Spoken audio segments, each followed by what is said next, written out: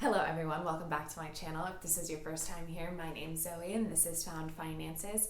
Today I wanted to tackle subsidized student loans from the federal government, or otherwise known as subsidized Stafford loans. I have 5 main things you definitely need to know about this type of loan if you're planning to take one out or you were just awarded one by the federal government. And I know I've said this in every single student loan video I've made that's regarding federal loans, but in order to get the subsidized Stafford loan, you need to fill out the FAFSA, or the Free Application for Federal Student Aid, offered by the federal government. It's a universal application for all the different loans that are available as a student to you, and depending on your information and your status, you may in fact be eligible for the subsidized Stafford loan, which in my opinion is what's the best way to say this? Best loan out there in terms of federal loans, and I'll tell you why.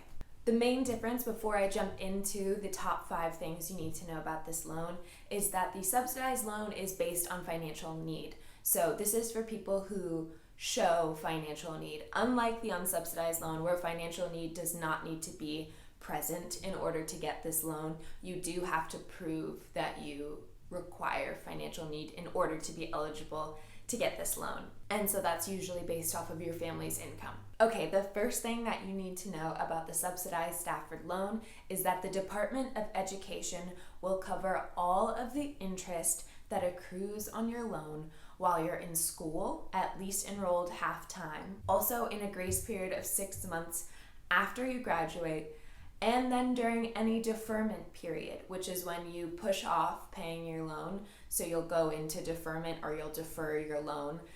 Maybe if you have financial troubles or something along those lines where you can't make your payments, the Department of Education will also cover the interest during that period as well. Guys, this is huge. This isn't offered in any other type of federal loan, especially not in the unsubsidized loan, which I just made a video about. You can go check that out over here.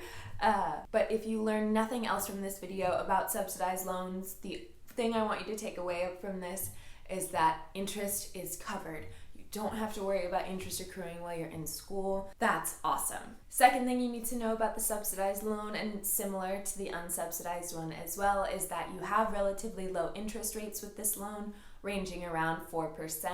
And you have flexible repayment plans available to you. So depending on your situation, your type of employment, you have options like deferment. You have obviously this grace period, but then how you pay that off, on what time horizon.